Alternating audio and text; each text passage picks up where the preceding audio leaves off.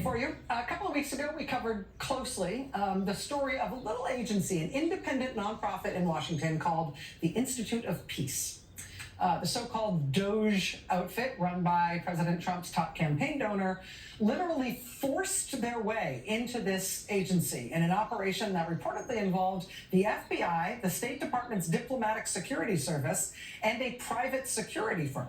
Bizarrely, the U.S. Attorney's Office in Washington, D.C. also threatened the leaders of this Institute of Peace, threatened them with criminal investigation and criminal prosecution. They ultimately called in Washington's Metropolitan Police Force, who then physically evicted the staff of the Institute and handed the headquarters over to Elon Musk's so-called Doge team.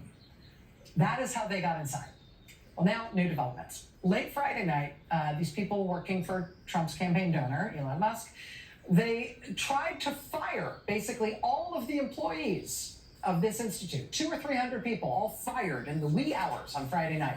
The Washington Post reports that the termination notices that went out late on Friday night were, quote, riddled with mistakes, including misspellings of employees' names, a misspelling of the institute's title, and a misspelling of the month of April.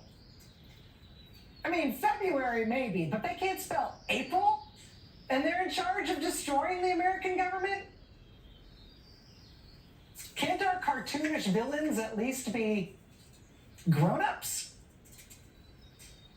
How about May? Can you guys spell May? The thing that has always made this story even weirder and wilder than it already obviously is that the U.S. Institute of Peace isn't like part of the executive branch. It's an independent nonprofit created by Congress over 40 years ago. It's largely funded by its own private endowment. The people who work there aren't federal government employees. The U.S. Institute of Peace owns its own headquarters and controls the land the building sits on. But apparently now, Donald Trump and his top campaign donor are trying to steal that building. Seriously. Included in a court filing tonight is this letter from the 28-year-old Doge bro who has been installed as the ostensible new head of this institute, offering to give the institute's headquarters building to the General Services Administration, which is like the federal government's landlord. Quote, in my capacity as president of the United States Institute of Peace, says Child, quote, I write to request that the General Services Administration accept transfer of excess property of the United States Institute of Peace. I have determined that USIP no longer needs the property.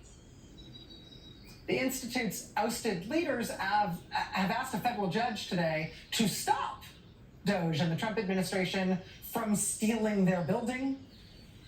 A federal judge in Washington, D.C. has scheduled a hearing on this for tomorrow morning. These guys have done some crazy stuff, but this is bananas. Watch this space.